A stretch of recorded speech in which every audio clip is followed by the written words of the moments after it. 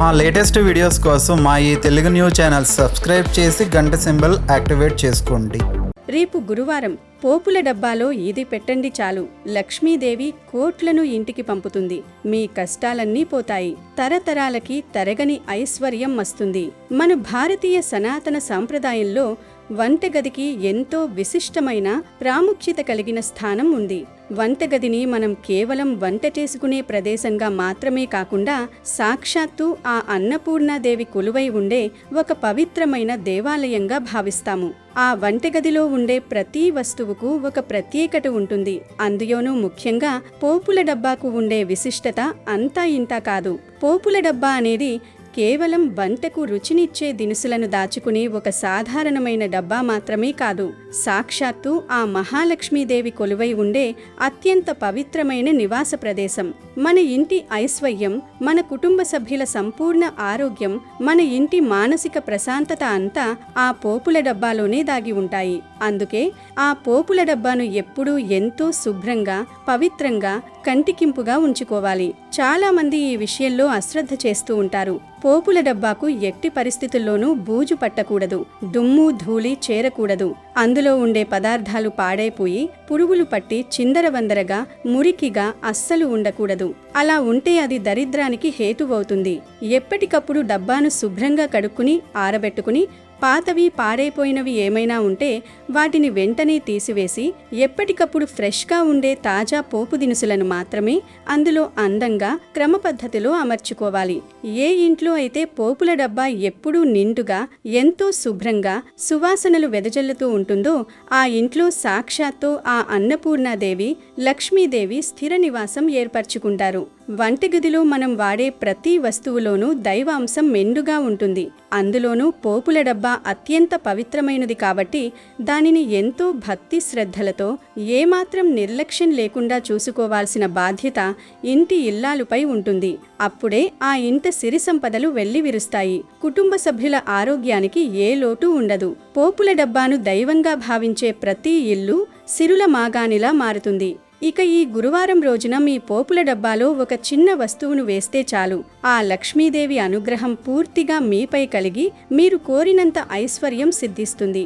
ఎన్నో రోజుల నుండి, ఎన్నో సంవత్సరాల నుండి మిమ్మల్ని మానసికంగా, శారీరకంగా పీడిస్తున్న ధన సమస్యలన్నీ పటాపంచలైపోతాయి. అకస్మాత్తుగా ధనలాభం కలుగుతుంది. ఎవరికైతే అప్పుల బాధలు ఎక్కువగా ఉన్నాయో, ఎవరికైతే డబ్బులు చేతిలో నిలవకుండా నీళ్లలా ఖర్చయిపోతున్నాయో వారందరికీ ఇదొక అద్భుతమైన మార్గం. ఈ చిన్న పరిహారం చేస్తే కూర్చుని తిన్నా తరగని అపారమైన ఐశ్వర్యం, ఆయురారోగ్యాలు మీ సొంతమవుతాయి. మరి ఇంతకీ ఈ గురువారం రోజున పోపుల డబ్బాలో ఏ వస్తువు వెయ్యాలి, ఆ వస్తువును ఎలా వెయ్యాలి అనే విషయాలను మనం ఈ వీడియోలో చాలా వివరంగా తెలుసుకుందాం. ముందు ఒక పవిత్ర కథను విందాం. ఫ్రెండ్స్, అంతకంటే ముందు ఈ వీడియోకి వెంటనే ఒక లైక్ కొట్టి కామెంట్స్ సెక్షన్లో ఎంతో భక్తి శ్రద్ధలతో ఓం శ్రీ మహాలక్ష్మీదేవై నమః అని కామెంట్ చేయండి.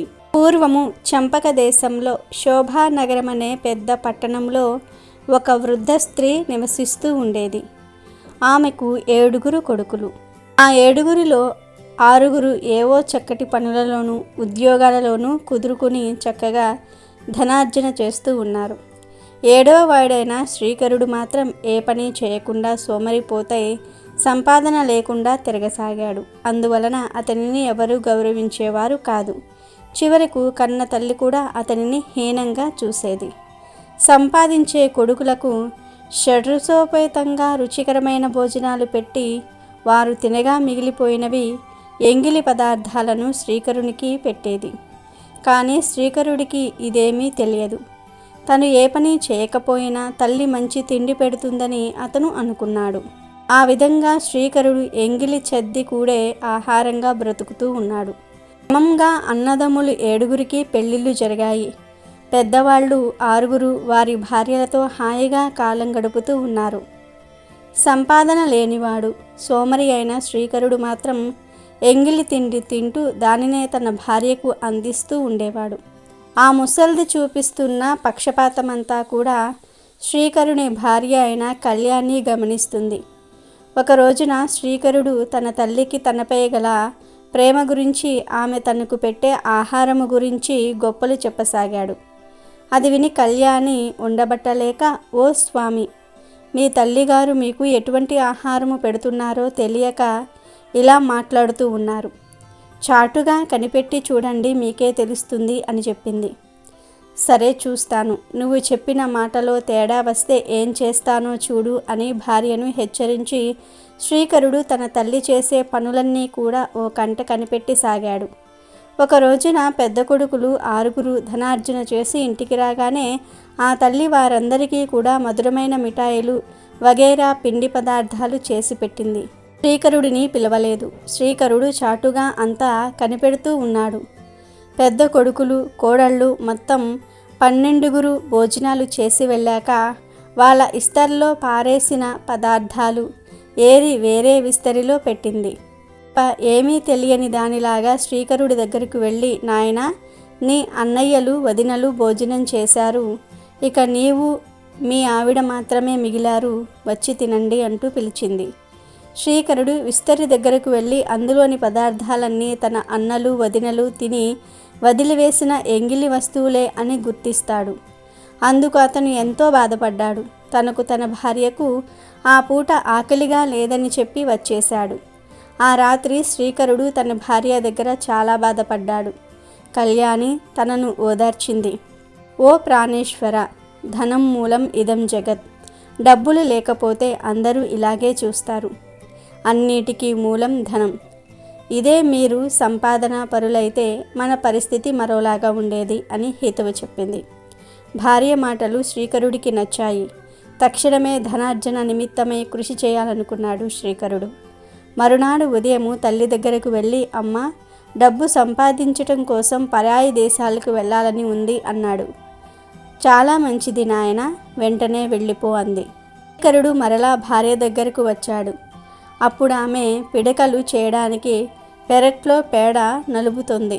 నేను వచ్చేదాకా నువ్వు ఇక్కడే జాగ్రత్తగా కాలం గడుపుకో అని చెప్పి తన చేతికి ఉన్న ఉంగరము ఆమె చేతికిచ్చి, నా గుర్తుగా ఇది నీ దగ్గర ఉంచు అని చెప్పి, మరి నీ గుర్తుగా ఏమైనా ఇవ్వవా అని అడిగాడు. అందుకు కళ్యాణి, ఓ ప్రాణనాథ, మీకు ఇచ్చేందుకు నా దగ్గర ఏమీ లేదు, అయినను ప్రేమగా అడిగారు గనుక కోపగించుకోకండి అంటూ పేడ కలుపుతూ తన చేతిని అతని వస్త్రముపై గుర్తుగా వేసింది. అతడు అది పేడగా కాక ఆమె ప్రేమగా అర్థం చేసుకున్నాడు. సంతోషముగా పరదేశాలకు ప్రయాణమైనాడు. కాలకతడు పరాయి దేశము చేరు అందుక పట్టణమునకు వెళ్ళి ఒక వ్యాపారిని కలిసి తనకేదైనా ఉద్యోగం ఇప్పించమని ప్రాధేయపడ్డాడు. అప్పుడు ఆ వ్యాపారి మనసు కరిగి, జాగ్రత్తగా ఉండవలెను సుమా అని హెచ్చరించి శ్రీకరునకు తన వద్ద ఉద్యోగము ఇచ్చాడు. శ్రీకరుడు ఉద్యోగములో చేరి ఎంతో నమ్మకముగా పనిచేయసాగాడు. అతని పనితనమునకు విశ్వాస పాత్రతకు మెచ్చుకునే ఆ వ్యాపారి శ్రీకరునకు తన వ్యాపారంలో కొంచెము వాటా కూడా ఇచ్చాడు. శ్రీకరుడు ఇంకనూ కష్టించి పనిచేసి వ్యాపారమును వృద్ధి చేశాడు. అట్లు 12 సంవత్సరములు గడిచిపోయినవి. వ్యాపారి ముసలివాడైపోయెను. అందువలన తన వాటా ధనం మాత్రం తాను తీసుకొని తక్కిన వ్యాపారమంతయు శ్రీకరునికే అప్పగించి అతడు విశ్రాంతి తీసుకొనసాగెను. దాంతో శ్రీకరుడు స్వతంత్ర వ్యాపారస్తుడయ్యాడు. అమితమైన ధనవంతుడై సుఖముగా కాలము గడపసాగెను. అచట అత్తగారింటి వద్దనున్న కళ్యాణికి నానాటికి బాధలు పెరిగిపోసాగాను. అత్తగారు ఆమెను అనేక విధములుగా కష్టములు పెట్టుచూ ఉండెను. ఇంటి పని అంతయు చేయించుకొని కనీసము కొద్దిగా అన్నము కూడా పెట్టడం లేదు. అందువలన కళ్యాణి అడవికి పోయి కట్టెలు ఏరి అవి అమ్ముకొని వచ్చిన దానితో జీవనాధారము గడుపుచూ ఉండెను. ధనార్జనకై వెళ్ళిన భర్త ఎప్పుడు వస్తాడా, తన కష్టములు ఎప్పుడు తీరుతాయా అని ఆమె ఎంతయో ఎదురు చూడసాగింది. ఇట్లుండగా ఒకనాడు కళ్యాణి కట్టెలు కట్టుకొని తలపై పెట్టుకొని వస్తూ ఉండగా మధ్యలో ఆమెకు దాహము వేసినది. ఎరువ గ్రామము వచ్చి వరకు ఓపికతో నడిచినది. ఆ గ్రామంలోనికి రాగానే ఒకరి ఇంటికి వెళ్ళి మంచినీళ్లు అడగబోయినది.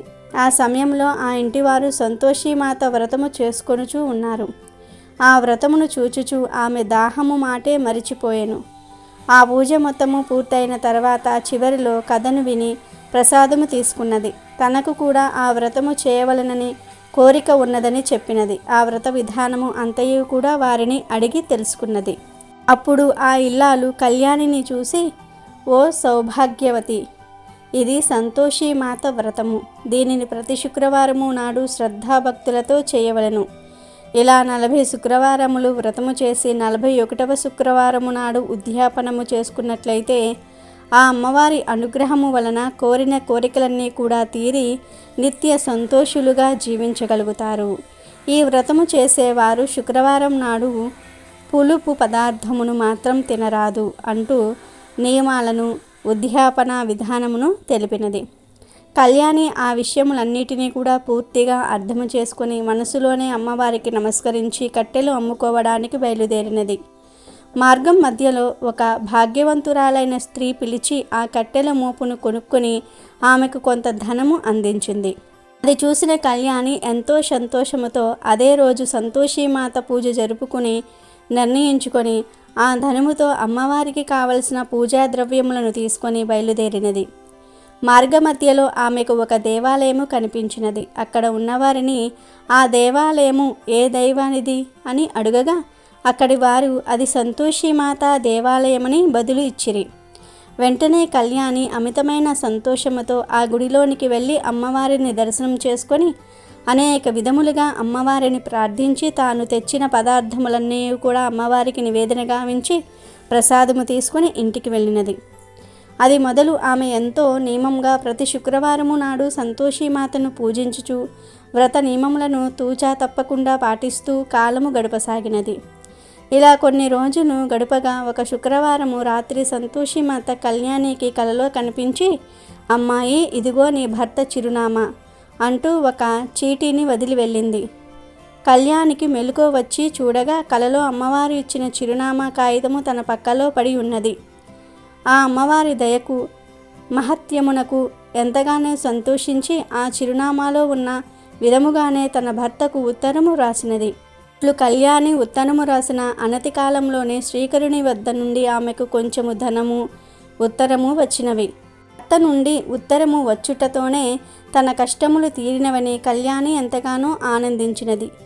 ఇది ఇట్లు ఉండగా తన కోడలకు కళ్యాణికి ఎక్కడి నుండియో డబ్బులు, ఉత్తరములు వచ్చుచూ ఉన్నవని సంగతి అత్తగారి పసిగట్టి ఆ విషయమును తన పెద్ద కోడలితో కూడబలుక్కొని అవి ఎచ్చటి నుండి వచ్చుచున్నవో ఆరా తీయమని పిల్లలను పంపినారు. పిల్లలు కళ్యాణి వద్దకు వెళ్ళి, పిన్ని, నీకు ఉత్తరాలు, డబ్బులు ఎక్కడి నుండి వస్తున్నాయి అని అడుగగా కళ్యాణి మీ పినతండ్రి గారి నుండియే వస్తూ ఉన్నాయి అని నిజము చెప్పినది.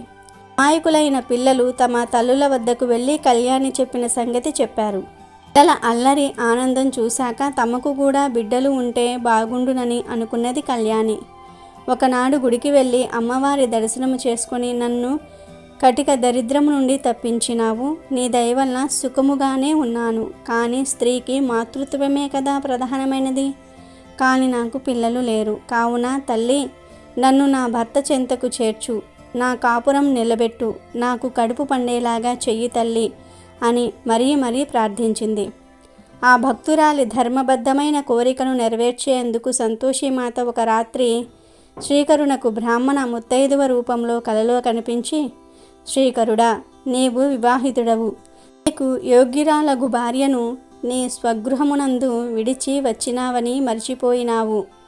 ధన సంపాదన ఒక్కటే జీవితముగా కాలము గడుపుచూ ఉంటివి. ఇట్లైనచో పెండ్లి ఎలా చేసుకుంటివి? నీ చెంతనే ఉండాలని, చిలక గోరింకవలే కాపురం చేసుకోవాలనని ఆ పిల్లకు మాత్రము కోరిక ఉంటుందా, ఉండదా? కావున నీవు వెంటనే నీ స్వగృహమునకు ప్రయాణము కమ్ము, ఆమెను కూడి సుఖముగా సంసారము చేసుకొనుము. నేను చెప్పినట్లు చేయక నా మాటను తృణీకరిస్తే నా ఆగ్రహమునకు గురి అయ్యుదవు సుమా అని హెచ్చరించింది. దానితో శ్రీకరుడు ఉలిక్కిపడి నిద్ర లేవగానే కలలో కనిపించినదెవరో దేవత అని భావించి చేతులు జోడించి అమ్మవారిని ప్రార్థించి, తల్లి, అన్నీ తెలిసిన అమ్మవు, నా కష్టములు మాత్రము ఎరుగవా తల్లి? ఈ వ్యాపారంలో ఏర్పడిన ఇబ్బందుల వలన ఇంతకాలము కాలు కదపలేకపోతూ ఉన్నాను. నా మీద దయ ఉంచి నా చిక్కులు ఎంత త్వరగా తొలగిస్తే అంత త్వరగా నేను నా గ్రామమునకు బయలుదేరుతాను. భారము నీదే అమ్మ అని మొక్కుకున్నాడు. అతని మొరవిన్న తల్లి అతనిని కరుణించింది. ఆమె అనుగ్రహము వలన వ్యాపారంలో ఏర్పడిన ఇబ్బందులన్నీ కూడా ఇట్టే తొలగిపోయాయి. కావలసిన సొమ్మంతా చేతికి వచ్చేసింది. ఆ ధనమంతా మూటకట్టుకుని అమ్మవారికి నమస్కరించుకొని తన భార్య వద్దకు ప్రయాణమైనాడు శ్రీకరుడు. ఇక్కడ శ్రీకరుడు బయలుదేరగానే అమ్మవారు కళ్యాణికి కలలో కనిపించి, అమ్మాయి, నీ భర్త నీ కోసం బయలుదేరాడు. సరిగ్గా నీ భర్త వచ్చే రోజున నువ్వు నీ కట్టెల మోపును 3 భాగములుగా చేసి, ఒకటి నదీ తీరమున, మరి ఒకటి నా గుడిలో పెట్టు. 3వది నీ తలపై పెట్టుకొని నీ భర్త నీ ఇంటి వద్దకు రాగానే అతనికి వినబడేటట్లు మీ అత్తగారితో, ఓ అత్త, ఆ పొట్టు రొట్టెలు నాకు పెట్టు, ఆకలిగా ఉంది. నా చిప్ప నీళ్లు నాకు పొయ్యి, త్వరగా వచ్చి మోపు దింపుకో, మెడ నొప్పిగా ఉంది అని కేకలు పెట్టు అని చెప్పి అమ్మవారు కలలోనే మాయమైనారు.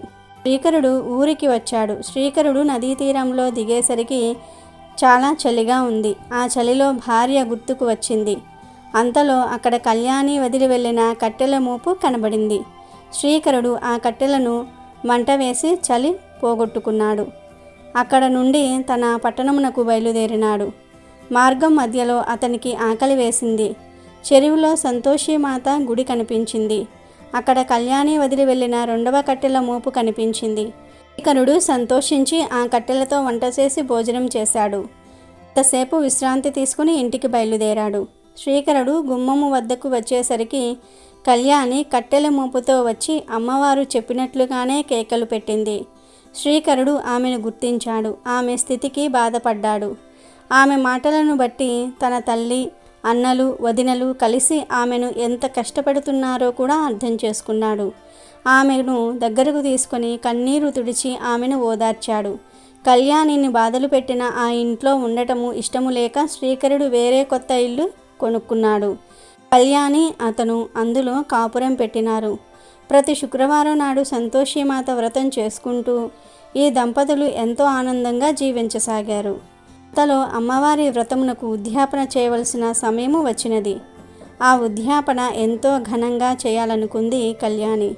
అందువల్ల పాత గొడవలు విస్మరించి అత్తగారిని, 6 తోడికోడలను కూడా ఉద్యాపనకు రమ్మని పిలిచింది.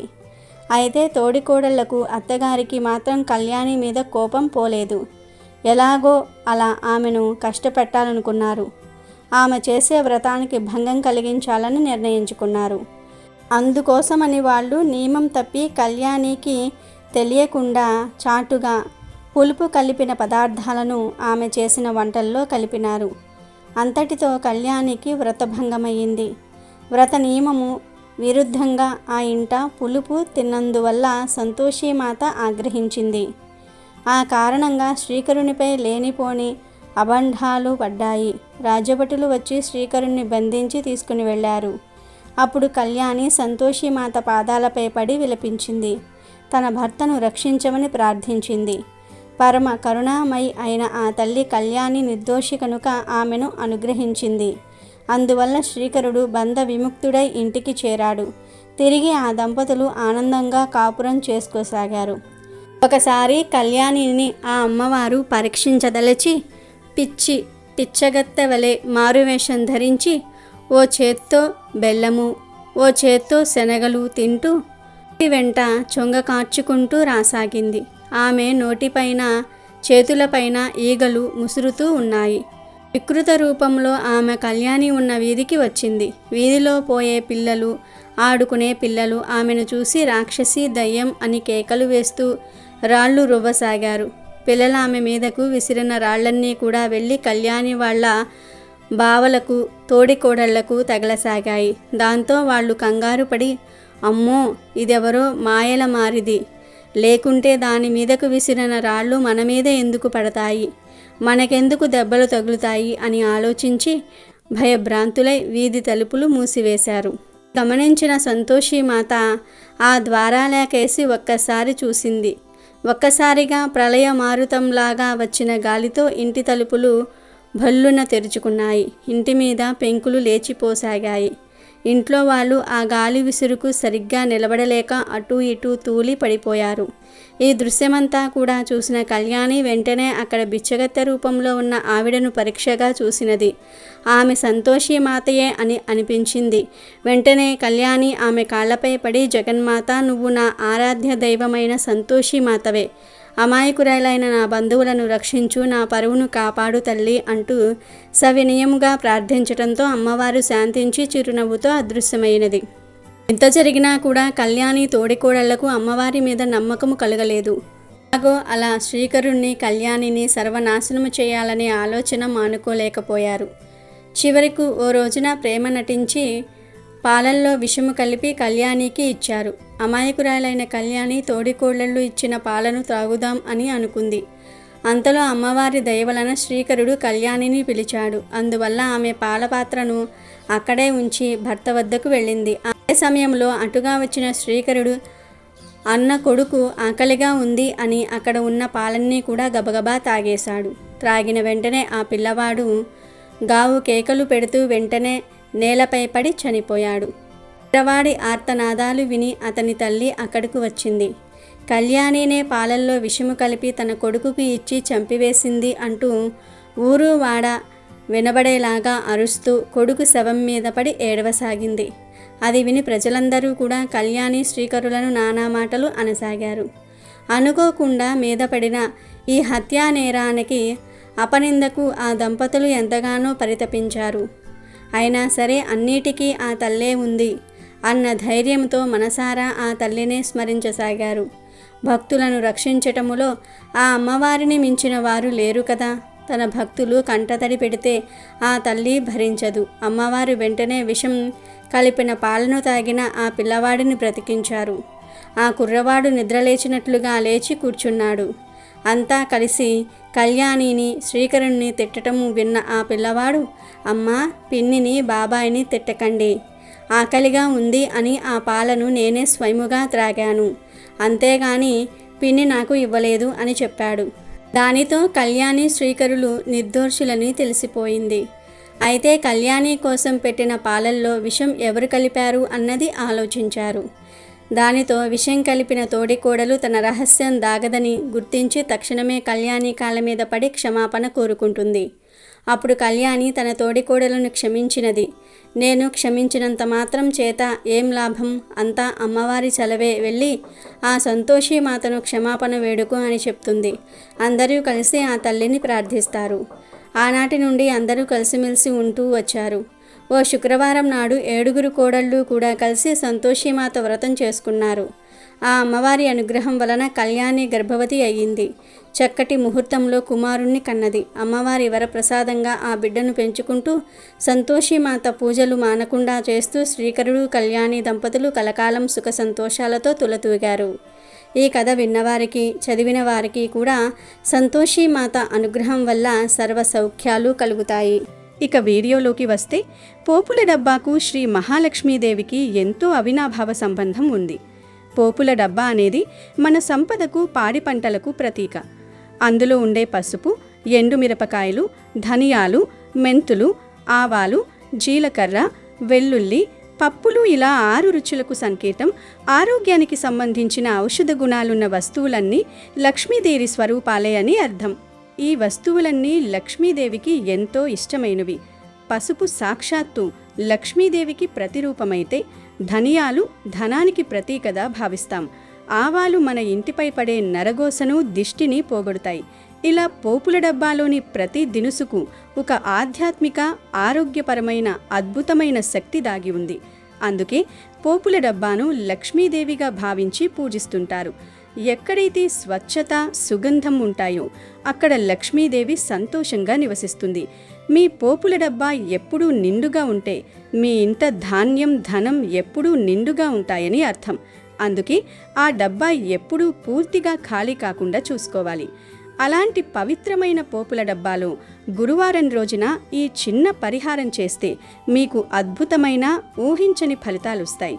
ఈ గురువారం రోజున ఉదయాన్నే బ్రహ్మముహూర్తంలో నిద్రలేచి స్నానాదికాలు ముగించుకొని మీ ఇష్టదైవానికి దీపారాధన చేసుకున్న తర్వాత పూజాగదిని, అలాగే వంటగదిని ఎంతో శుభ్రంగా ఉంచుకోండి.